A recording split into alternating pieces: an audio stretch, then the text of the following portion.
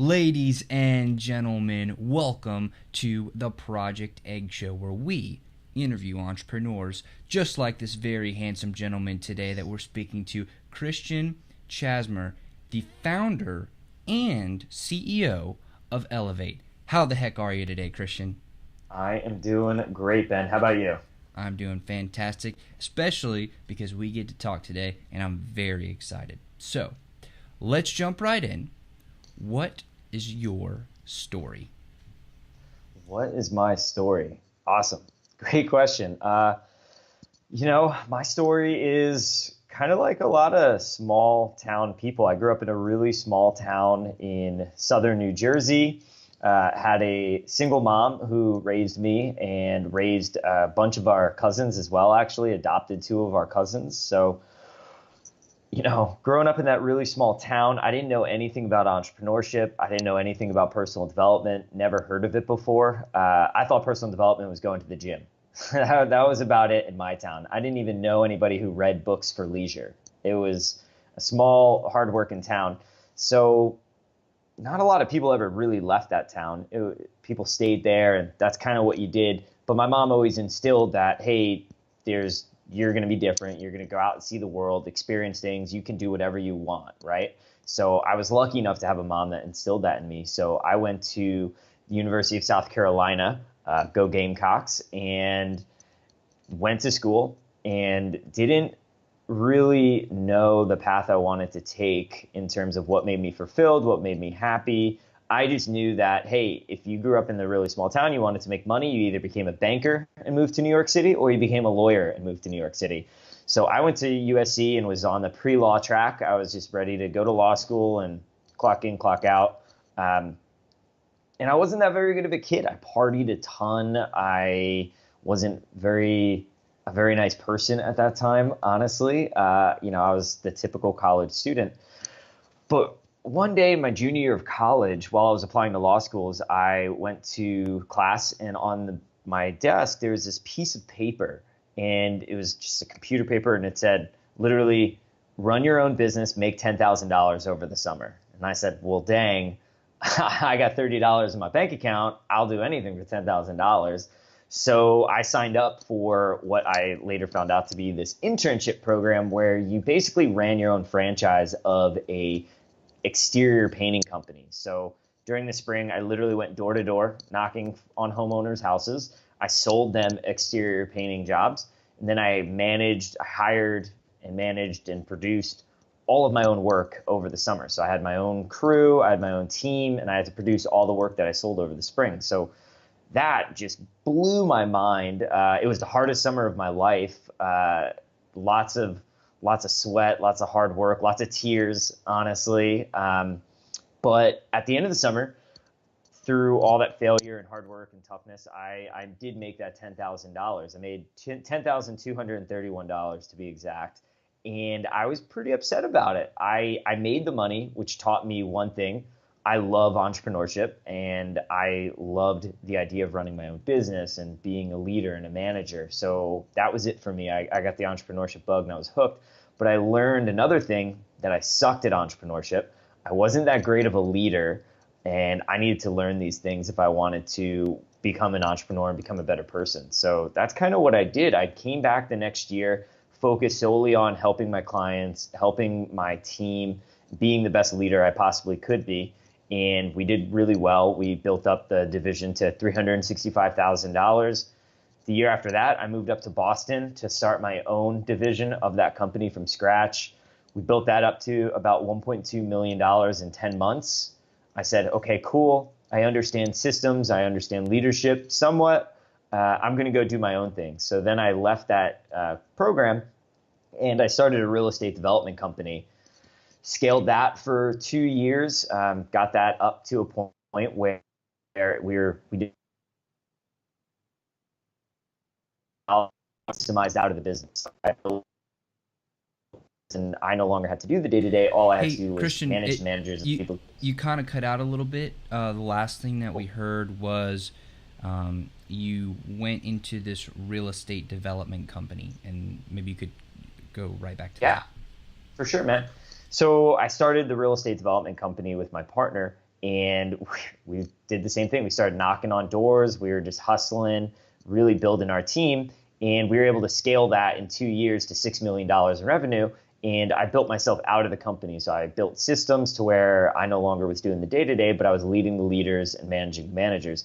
That's why I decided to move to San Diego to be closer to my now wife, Brittany.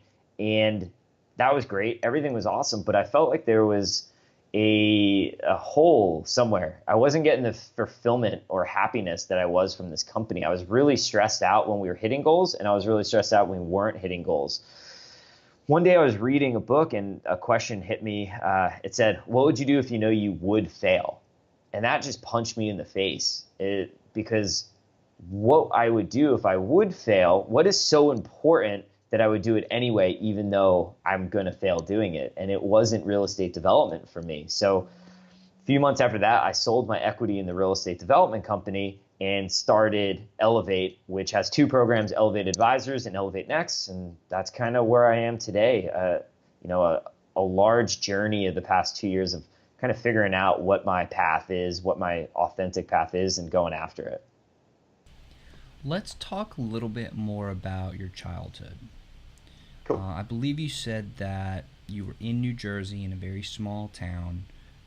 You were raised by your mother, a single mother, and you were with a bunch of your cousins who some of them your mom adopted as well.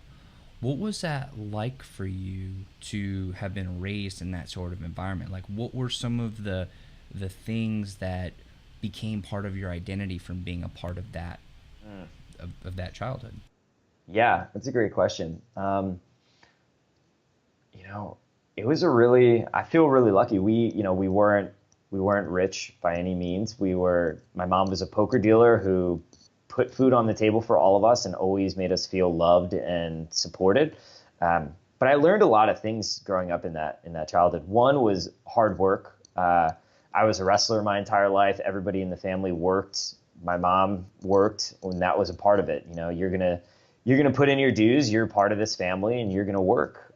So I learned definitely hard work. I also learned kindness too. Seeing my mom just take in my cousins, take in my family and my relatives, even my grandparents when they were on their way out. My mom took them in and helped them through that. So I'd say the two biggest things that I learned growing up in that household was hard work and kindness, and also our loyalty as a group. We always had each other's backs no matter what. From my sister, we'd be viciously fighting, and then if someone else was picking on me or picking on her, we'd have each other's back. And then my mom too, just always being there for people. I think that's kind of stayed with me throughout my life. You mentioned how your mom always provided the food and she put food on the table, but you also said that, I believe you said that you always felt very loved and supported. What did that love and support actually look like? Like how did that actually manifest itself? Yeah, good question. So my mom is a 5'0" Italian mother. So she is very strong-willed, a big character, but she is also extremely loving and caring. And, in a town where I was growing up, there's a lot of people with limiting beliefs. A lot of people would belittle dreams, right? If you said you wanted to do something, people would make fun of it. People would kind of tone it down. Where my mom was the opposite. And I also had other great mentors in my life too, like a godfather and my wrestling coach. But my mom would basically tell you can do it. You can go after your dreams. If you put in the time, you put in the effort, you can do it, and you should do it. You should pursue it. It's not something silly or a pipe dream. Go ahead and do it. If you fail, who cares? Keep going. So that's kind of where the love and the support came from. Just being showered with that empowerment, I guess you will. You mentioned how she wasn't your only mentor growing up. Can you talk about your relationships with those other mentors and how that really impacted you as well? Yeah, for sure. So my dad passed away when I was 10 years old. And so I didn't have a father figure in the household, but my mom and my dad's best friend, Bob, he was my godfather, and he really became like a second father to me. And he came to all of my wrestling matches. He drove me across the state for wrestling tournaments. He really supported me and made me feel loved, and he basically was my second dad. So that made me, I think that one of the biggest lessons there was you can choose who you love, and it doesn't have to just be family, right? Bob didn't have to do those things for me, but he loved me like a son. And that was really special for me, especially when I needed it when I was younger. And then my wrestling coach, we had a really, really close relationship. He always pushed me to work harder, to be better than I thought I could be, picking me up, metaphorically and physically, picking me up when I needed to, and always pushing me to just work harder, put in the time, put in the extra hours. He'd wake up at 5 a.m. just to go running with me, just to help me out, because he offered to do that. And, he'd stay after and drill. And so he always taught me about hard work and just determination, really. Do you think that those key relationships with these mentors and family members and pseudo family members, or pretty much family members, do you think that has helped you and has at least impacted you in the way that you build relationships with others today? Yeah, 100%. I talk about that pretty often, actually, with my friends, how lucky I felt that I had mentors like that in my life, right? A lot of people don't have people that will pull you up and pick you up and empower you and tell you can do anything. So I feel really, really lucky that I had that. And it's one of my big reasons why I started my Elevate Next program, was so that I'm able to, not just me, but create a community of people that can help and support each other. And, eventually, so the Elevate Next program also has a 1-for-1 model, where when someone enrolls in our program, we also give the same education and mentoring to foster youth. So I feel, I didn't think of this at the time, but that common thread of me feeling so lucky that I had mentors really drove the decision to figure out how to get mentors and help people who may not have it, right? The foster youth may not have that, those family members that can pull them up. So yeah, I think it's bled through the whole way, especially with relationships, and always looking to help people out and to coach them, mentor them, or just be there to support them. I find that I'm pretty alike with my 3 big mentors when I do stuff like that. So there's definitely a pattern there. As you were getting older and going into high school and then into college, what sort of person were you? Like, where did you like to spend your time? What did you like to do? What was important to you? Yeah, so like I alluded to earlier, I wasn't the best kid. My mom gave me a few rules. Get really good grades to go to college, and don't do drugs. And so that's what I did. I went to school and got good grades because it came sort of easy to me. I put in the time to study when I needed to, and then I never did any drugs. But other than that, I partied. I was not very nice to people at times. I partied a lot. The only times I really didn't party was when I was during wrestling season. Wrestling season was my sacred, totally focused, 100% single pointed focus. And that when that went away, I just partied a lot more. Like going into college, I still wrestled in college, but it wasn't necessarily as serious as high school. So that's where my mind was at that time. It was really, hey, let me get really good grades. Let me be successful, like be a lawyer so I can make a lot of money, because I thought that's what success was at that time. But let me do whatever else I want on the side. So that's kind of where my mindset was as I was, an 18, 19-year-old going really far away to college. Why do you think it was like that? Why did you spend so much time partying? Yeah, great question. I think I spent a lot of time partying, and maybe just specifically in my small town, that's what a lot of the kids did. That's what we did. That was what you did every weekend. I don't think it was. I think it looked normal in my eyes back then. So it seemed like the totally normal, fun thing to do. And looking back, I was like, now I think, man, that I was doing way too much of that, and I should have been doing a lot of other different things. But I think during that time, it seemed normal. A lot of people were doing it. Older kids were doing it when I was young, and seeing that in my older siblings, not necessarily my sister, but other people in my family. So kind of just seeing it all and taking that in. When you had that internship, that seemed like that was a huge turning point in your life. Can you talk about, and you mentioned going door to door, but can you talk about some of the actionable strategies that you used to grow a real business at that young of an age? Because I feel like there are a lot of people who they may be struggling to get started, or struggling to really move that needle. So can you share some of those strategies that worked for you?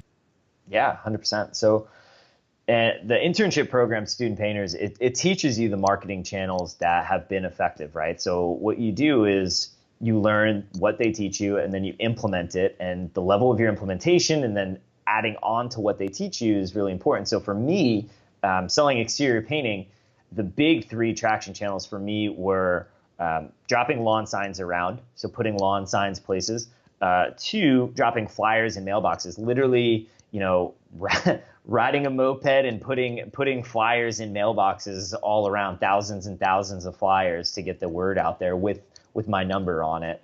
And then the most effective for me specifically in my area was door-to-door cold calling. So we would just go knocking on doors. I so happened to hire a couple of cute sorority girls that went door to door with me. So we had a team of 3 plus me, and we just crushed it. That's where we picked up a lot of our estimates. And then that's where it's like, hey, this is a lead, right? We have an estimate. And then I would go and to the house, give them the estimate, and then sell them on the spot right there and try to close the deal to book the job right on the spot. So that was kind of my funnel. Yeah, a lot of hustling, man. Just a lot of putting in the time and then systemizing it too, right? So I put in the time door knocking, and then I taught these 3 cold callers how to door knock. And then we were just starting to exponentially grow at that point where I couldn't even door knock because I was doing so many estimates. How did you inspire those 3 to work with you instead of them just going and doing it on their own? Like, how did you get them to be a part of your team?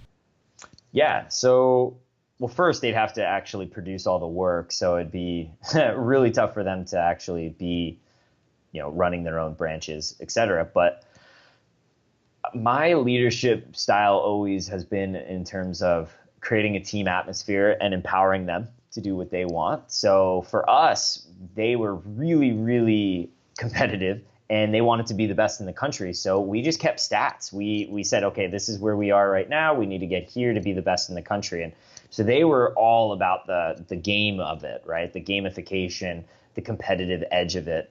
And on top of that, I was also supporting them in other ways too. I was saying, hey, where do you want your career to go? What do you want to do? So helping them in different aspects in that way. And that's bled through too. Same thing. Extracurricular education, really investing in the education and the growth of your team, I think is one of the most important things that a lot of leaders miss out on because they're so focused on their business. They're not really focused on, hey, how can I support and develop my team wherever they may want to go, whatever things they want to learn. When you then made that, I believe you said $10,231 in that summer, were you just like, yes, I did it?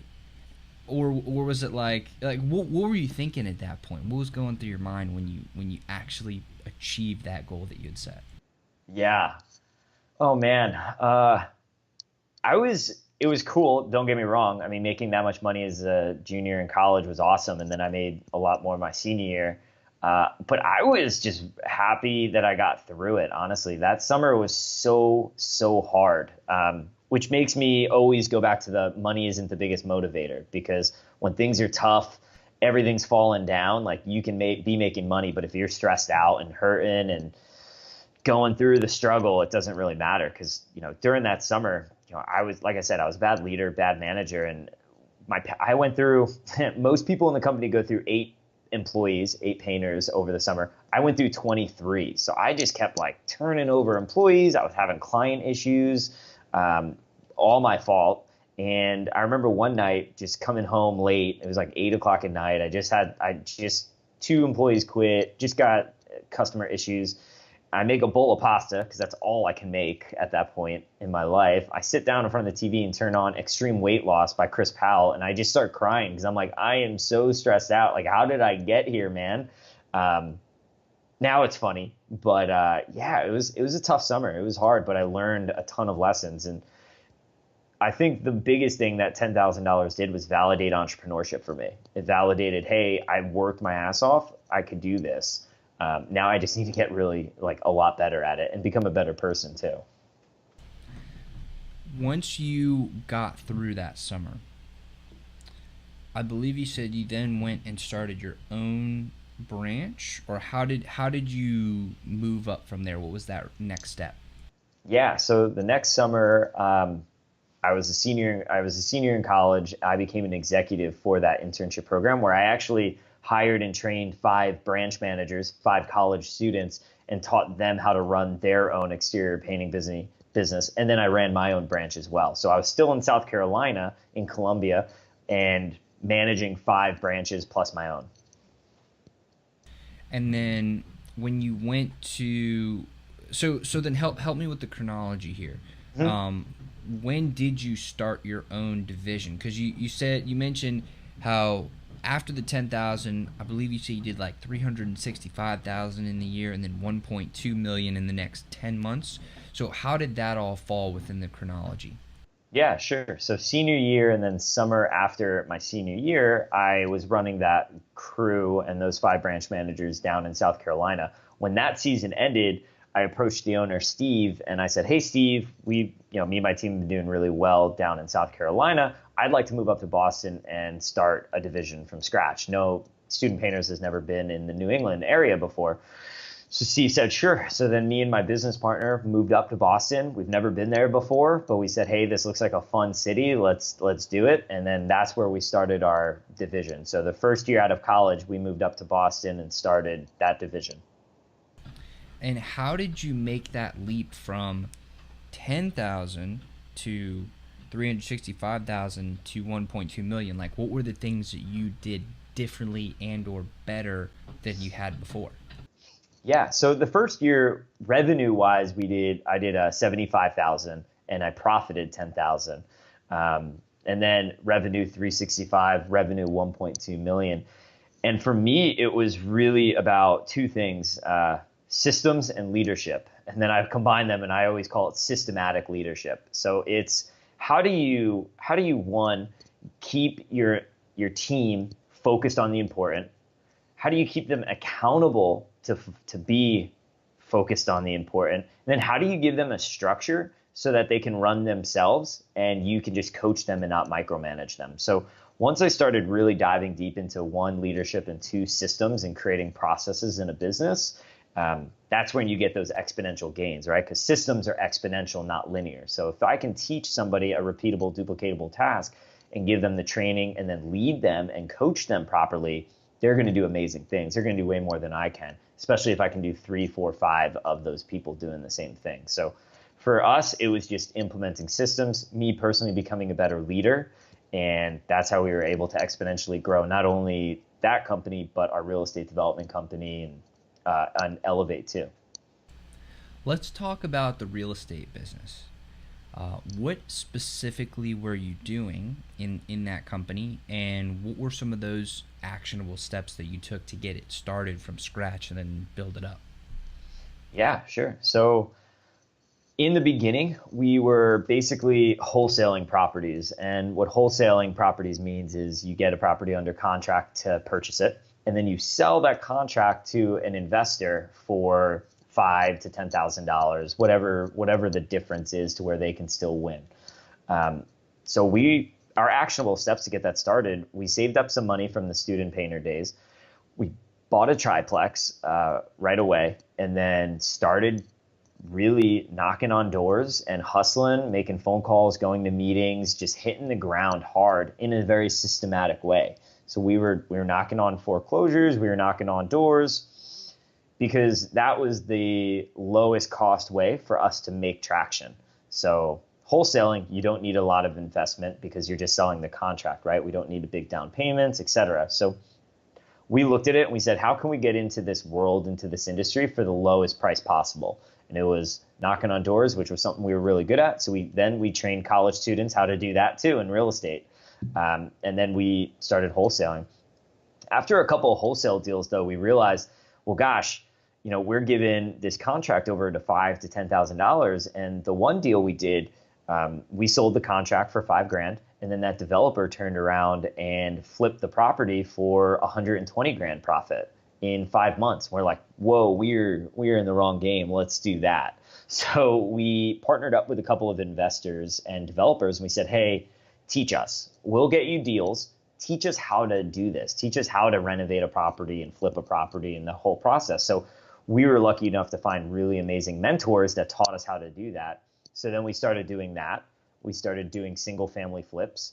And then pretty quickly from there, we wanted to move into the city of Boston. So by the end of it all, and what the company still does is real development, value add development, where we're looking at one family buildings, knocking it down, and then building 3, 4, 5 units on that land and then selling off those units individually. So we were doing, new builds, value add in terms of adding units in the city of Boston. How did you connect with those investors and developers that would both give you the capital and teach you how to do it? How did you guys get connected with them? Yeah, great question. We started cold calling all the signs. Like when you drive around a town and it says like, we'll buy your house cash, blah, blah, blah. Like that's a pretty good sign that that's a person who invests in properties. So instead of calling and saying, hey, we want to sell a property because we didn't have anything, we would say, hey, can we buy you a cup of coffee and talk to you? And then when we buy them a cup of coffee and talk to them, we straight up say, hey, we're wholesaling properties. We want to learn from you. We will put in the work. We just want to learn. And we'll do work for free, whatever that looks like. So we're swapping value. And we just started doing that. We started calling a lot of people. We started making phone calls to agents. We just really tried getting into the area that we were and getting into the network. We started going to the real estate meetings and talking to people and just being totally humble and egoless and saying, hey, we don't know this game, but we want to learn and we're willing to put in the time. Help us find properties for you. And that's how we got really connected and found, 2 really, really awesome mentors that guided us. How did you transition from, we don't know what we're doing, but we know where we want to be and we'll do some work for you for free, into, okay, now we know what we're doing, we now need to make some money. Like, how did you make that transition? Yeah, so we were always looking to obviously make money and keep the business going. And so we were doing those wholesales, and we actually paid for some training to learn how to do wholesales initially too. So then we started doing the wholesales, and then while we were doing wholesales is when we were learning how to do the flips, etc. So we were always looking for a way to make money while we were kind of moving up the ladder, if you will. So it was tough though, there was a lot of learning curve, a lot of learning there, and a lot of talking to people and spinning your wheels and a lot of struggle, but we just kind of kept moving up the ladder. And then what we did to transition into investment and flipping houses was basically going from that wholesale to the flipping was, hey, let's partner up with an investor where we'll bring together some cash, or they'll bring together some cash and we'll do all the legwork. How can we creatively get into deals with knowledgeable people who know more than we do?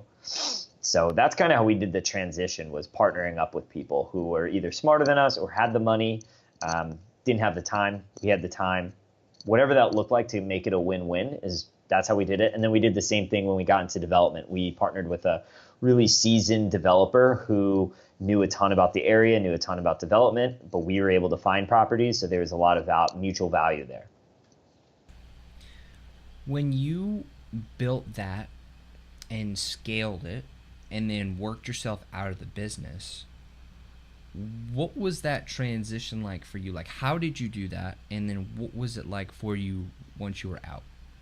Yeah, for sure. So anytime you're systemizing a business or you're creating processes in a business, it's a step-by-step process, right? You're not going to shut down the business for 6 months, document all your processes, your systems, hire the team, and then open up shop. It doesn't work like that. What you want to do, and the best way to do it, is step by step. So first things first was we were knocking on doors constantly. Let's systemize this process. Let's create a script. Let's create a great way to manage it and monitor it. And then let's hire and train someone to do it. And then, okay, cool. Now we're calling real estate agents. Let's systemize this. Okay, we're managing projects. Let's systemize this. So we kind of slowly built myself out of the business just based on what I was doing, seeing what I can delegate, and then creating the processes to be able to delegate that. Like E-Myth, Michael Gerber talks about the technician and the entrepreneur. And if you stay doing all the work all the time, you're really a technician. But when you become the entrepreneur is when you start looking at what you can systemize, what you can create processes around, and what you can then build a team to do for you and with you. When you then sold your equity in that business, and I believe you said you moved to California? Yep, right? That's right. How did you then transition into Elevate? Like, what were those steps that you took to get started with Elevate? Yeah, it's a great question. For me, we were going through the period of selling my equity. And so the whole question on my end was, what do I really want to do? What do I love doing? What am I passionate about? And one thing that I was very passionate about, which you can tell just from this talk, was helping entrepreneurs systemize their businesses and helping people and entrepreneurs really create their best life and live their best life and make the impact they want to make. While I was building my real estate development company, I was on the side with friends, just helping them with their companies, helping them with processes, systems, like how to get your team to actually execute, how to get them in a rhythm. So for me, I was like, okay, this is what I want to do. Let's start there. So I started that exact process. And that's what my first program is, Elevate Advisors. We help 7- and 8-figure companies systemize, build processes, and really get their leadership team executing and in a rhythm. So it was a really natural transition for me to start reaching out to people about that, seeing, get my first couple clients, test out the model. Obviously, we went through like 6 different iterations of product because some things you thought were going to be a big hit weren't, and other things you didn't even think were a big deal were a big deal. So it was really more getting out there, learning, talking to a lot of entrepreneurs about what they like in this aspect, and then creating a product and a service around that. And then my big goal is to really impact and change the education system and to improve it to where we're helping, not only high schoolers, but foster youth and young adults learn how to live their best life and not live this system where, hey, if you don't get good grades, you're not good enough. If you don't get into college, you're not good enough. If you don't get a good job, you're not good enough. Like the whole system kind of pushes people towards this unhappiness, uncontentness, and low impact life. So my big goal has always been to change that. So that's where the Elevate Next program comes in, where we're helping high-performing 25 to 35-year-olds learn personal systems, learn business systems so that they can live their best life and they can really elevate their life to the next level. The one-for-one model there being we also give back to the foster youth, and every time somebody enrolls in Elevate Next, we're giving back to a foster youth and helping them and empowering them as well. How does that one-to-one work? Like, how do you find these foster youth and how do you actually help them? Yeah, so we have partnerships with a couple of organizations, mostly local San Diego organizations that are working with foster youth, et cetera. And the way we actually help them is, let's say somebody enrolls in our Elevate Next program. We will then bring a scholarship to one of these foster youth, and they will actually enroll in another group coaching program that's filled with 10 foster youth. And they go through a 12-week coaching program, learning personal systems, business systems, really how to empower their life where they are. If they want to start a side hustle, cool. What are those marketing traction channels that they can test out? Like, what does the sales process look like? If they're in their personal systems, they want to get a career, cool. Like, what's your morning routine look like? Like, what are you doing to be more present and mindful in the moment? So we're helping them really elevate their lives and empowering them to live their best life through that 12-week group coaching program.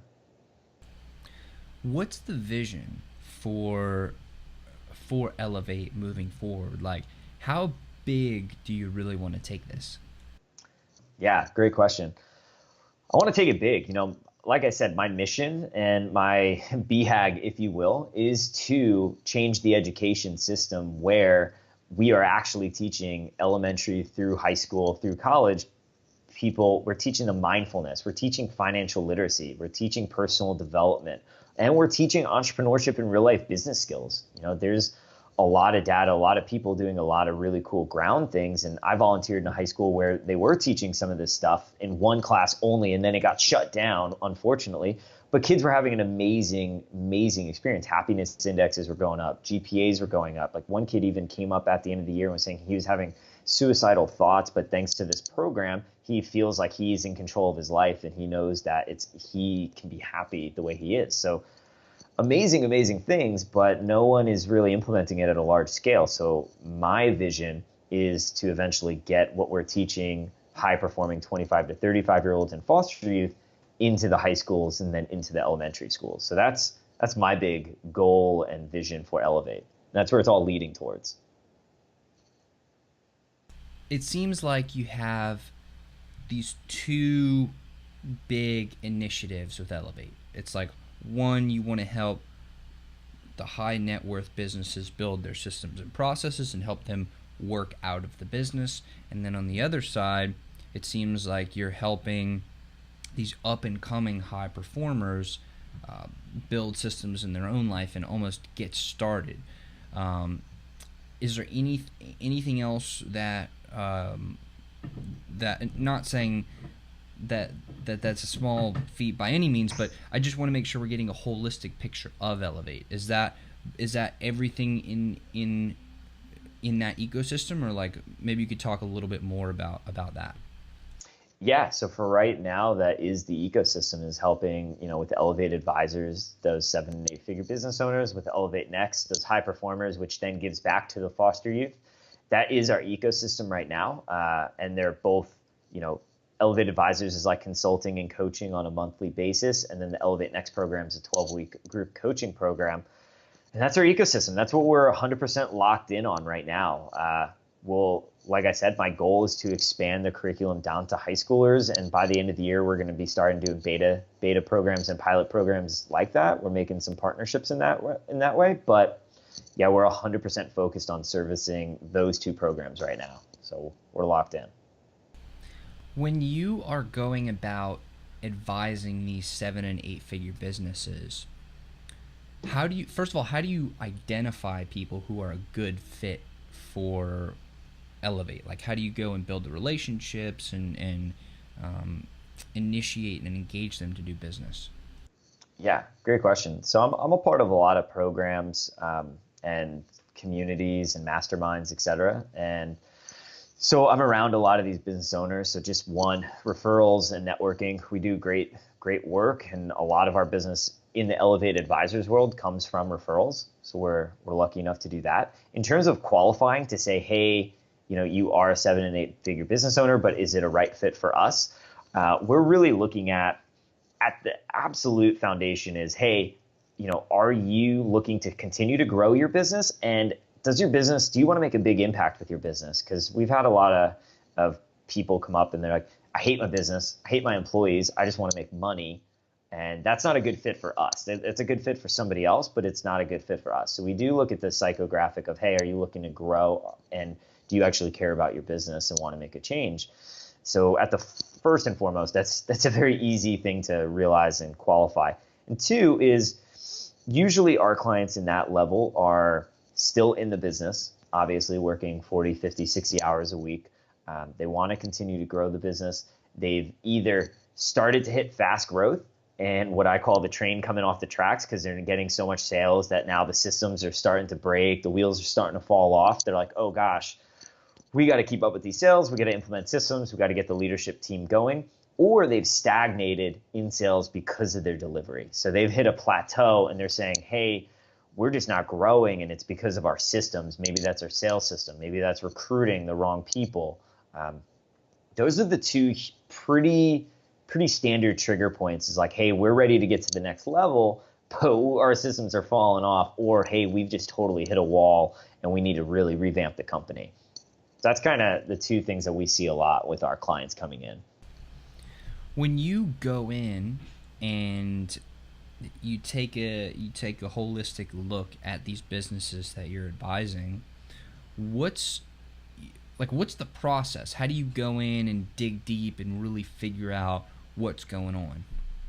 Yeah, awesome question. So we do basically two sessions, which one is like a discovery session where we're talking to the leaders of the team and we're talking about challenges. We got a whole list of questions, and we look at their systems, we look at their processes, and we talk to the leadership team about their individual challenges and what's going on in the business.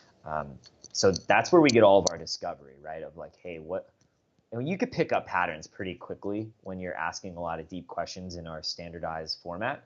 The next step is also we do a vision call. So after the discovery call, we jump on a vision call and we say, okay, entrepreneur John, what's your vision for this company? Like, where do you want to take this company? Not only in 3 years, like a vivid vision, but what about this year? Like, what are your main initiatives and your priorities, et cetera? Like, what does the team think you want to do with this company?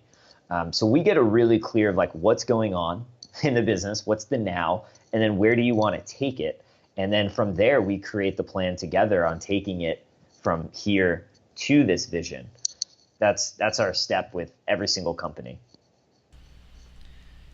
When you are helping to go from point A to point B, do you see that there are a lot of the same obstacles in businesses I know you talked about the main two, but maybe we could drill down a little bit deeper. Like, what are some of the things that you really see holding these businesses back that you can go in and just absolutely correct with, and how do you correct that?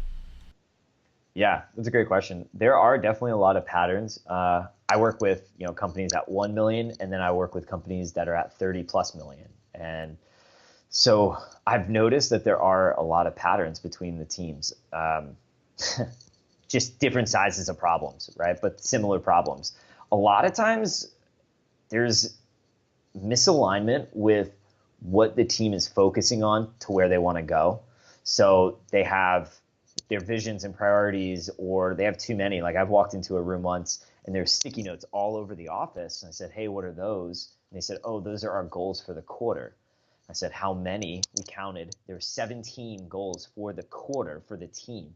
I was like, oh my gosh, that's a lot. We got to do what I call objective bankruptcy. So we're starting from scratch. You guys have no objectives. What are the 3 most important things we should do? So I find there's a lot of misalignment with like the strategy side of it, where they're either focused on the wrong things or not focused, or focused on way too many things. So that's like one main one that we see a lot. Another that we see a lot is the team itself, the team dynamic. There's no communication with the team. There's no weekly meeting. There's no accountability with the team. A lot of the team members, even at the leadership level, don't necessarily know what they're accountable for. What are their numbers, right? What am I, as the operations person or the salesperson or even the CEO, like, what are my numbers that need to be good and going and being reported? So that's a huge one too. So with that one, it's getting them all scorecards for their position, so that way they know what their expectations are and they know what their numbers are. Getting them a pulse, a dashboard, so that they can see, okay, this is what my benchmark is, and then this is where I'm reporting every week. And then getting everyone in a room or virtual room and meeting every single week with a very strict agenda that's not reporting, but talking about issues and solving problems and creating ideas together as a leadership team.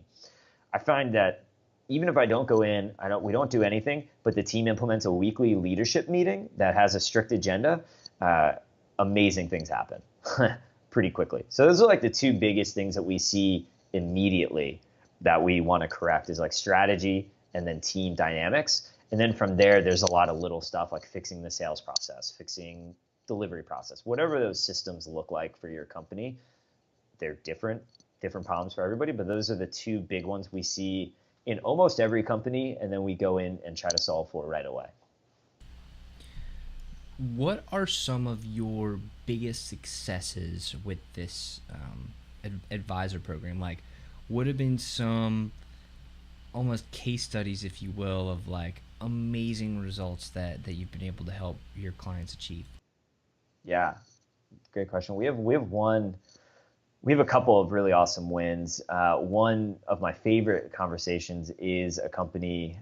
They're in the real estate world, and they were at right around 1 million, like tinkering on 1 million, and almost almost no profit, like just not very profitable. And we went in there and we helped them, and there was a lot of profit that was just falling through the cracks. Like the team, like there was a lot of fluff, a lot of wasted potential, and a lot of team dynamics that were just totally off. There was a couple of people in the room that shouldn't be in the room, etc. And within a year, they were actually able to go from 1 million and they were at around like 800 to 1 million for like 5 years. So they were also plateaued on sales, but they went from 1 million to 1.5 million, and now they're on pace to do about 2.8 this year, which is really exciting.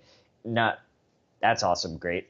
Profitability went from around like 3% to 8% to around now 15 to 20%, or 15 to 16%, which is awesome for the owner, for everybody involved. They can now invest in teams. My favorite thing is that the owner's not doing everything anymore, that the owner is taking some time for themselves, that they're not super stressed out in the delivery of the product. They're not talking to every single client. They're not doing every single thing in the business, so they can actually take a breather, enjoy time with their family, etc. That's always my favorite part, is where the owner is like, oh man, I'm way less stressed. I can actually go on dates with my wife or girlfriend or boyfriend. You know, they're not waking up in the middle of the night with cold sweats anymore. So that's always my favorite part. We've talked a lot about your professional life, but parallel to that, what's really been going on with your personal life? Like, what's Christian been up to this whole time?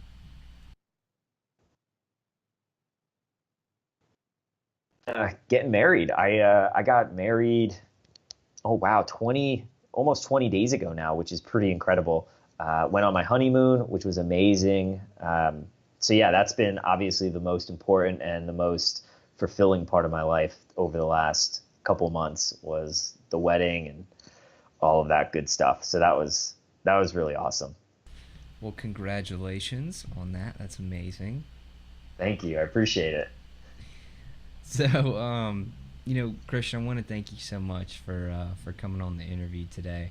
I have a few more questions for you, then we'll go ahead and wrap up. Cool. One of the things that is a bedrock of this show is connection, right? Connection between you and I as friends, you and I as guest to host, you and the audience, me and the audience between each other. And I am obsessed with learning about connection and learning how to create and foster connection. So, to that point, what is your philosophy on building deep, meaningful, and genuine human connection with another person? Mm, love that question.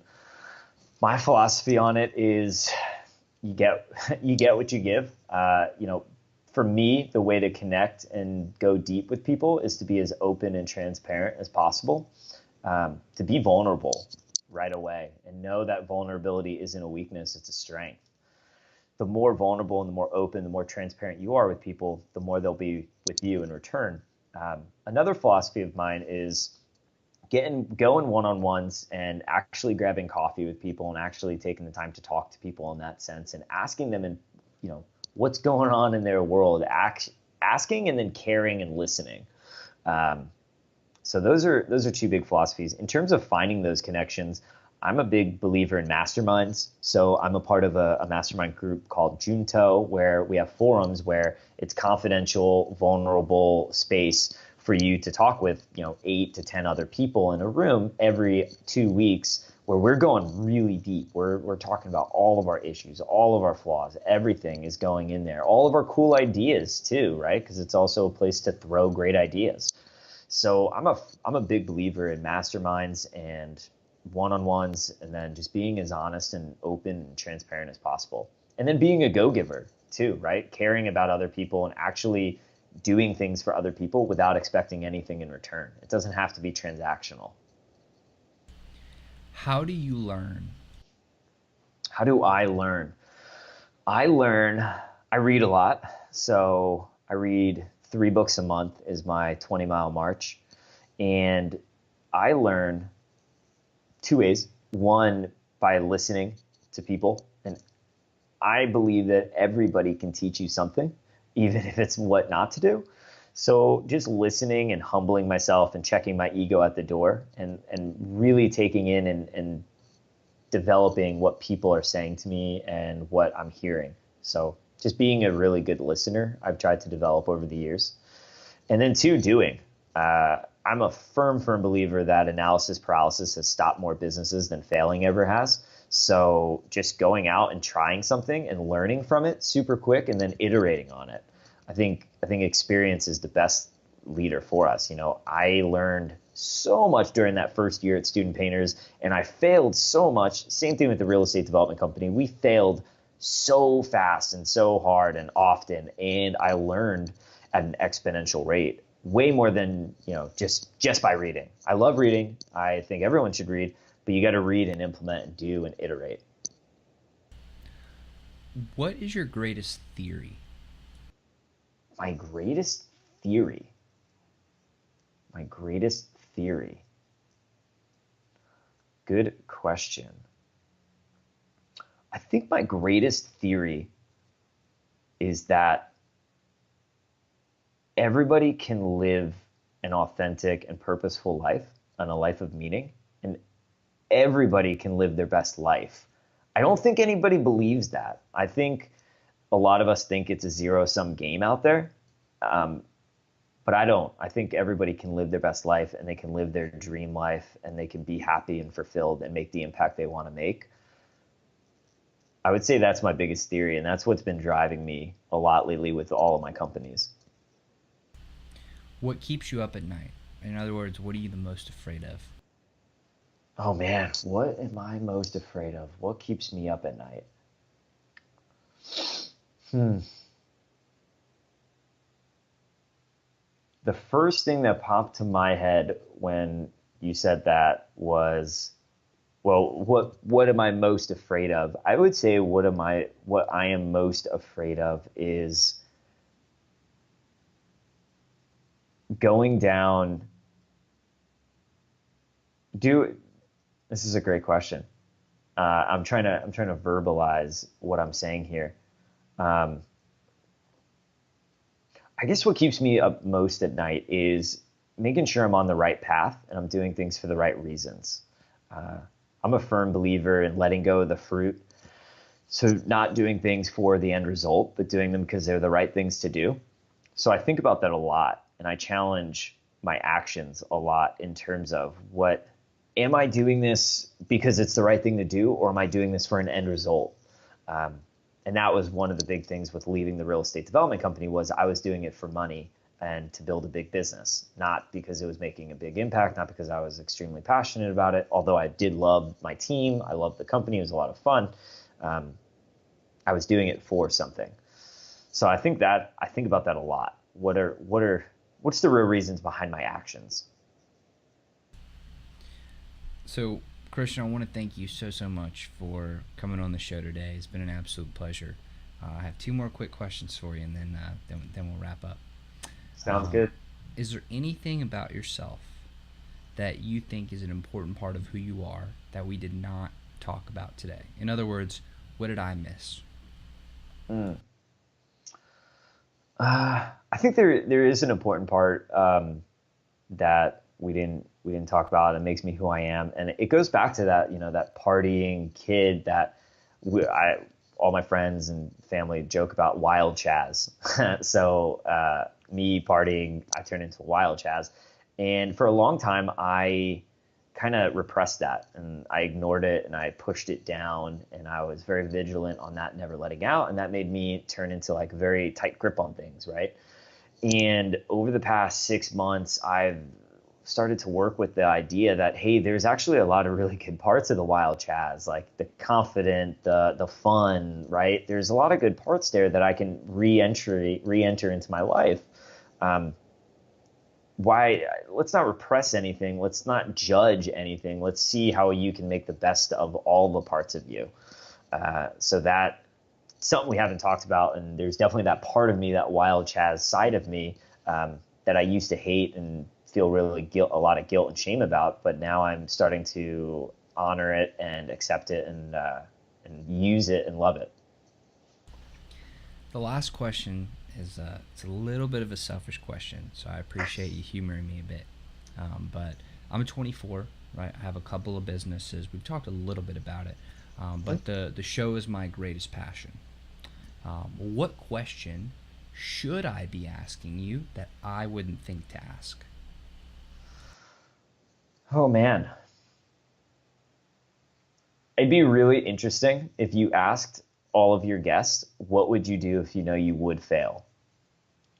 The question that got posed to me early on, uh, when I ask people that, you get a lot of really deep answers. So I think that would be a really good question to add. Awesome. Well, thank you so much for coming on the show, man. It has truly been a pleasure, and I've really enjoyed the time that we've been able to share together. I'm very grateful for it, so thank you very much for that. Yeah, thank you, man. Yeah, this was awesome. I'm really grateful to be able to be on the show, and I appreciate you, Ben. Appreciate you too, brother. And to everybody who is listening and watching, I love you guys. Y'all are the reason that we do this, and I'm so very grateful for the support, and that you're investing your precious time to watch and listen to the show. It means a whole heck of a lot, and I really can't even express it fully in words. So thank you very much. Christian, you want to wrap us up? Just go out there and live your best life and take the road less traveled. Awesome. Well, guys, this has been another episode of the Project Egg Show, where we interview entrepreneurs so that you can build your business and create your dream life so we can all live in a better world together. Have a fantastic day.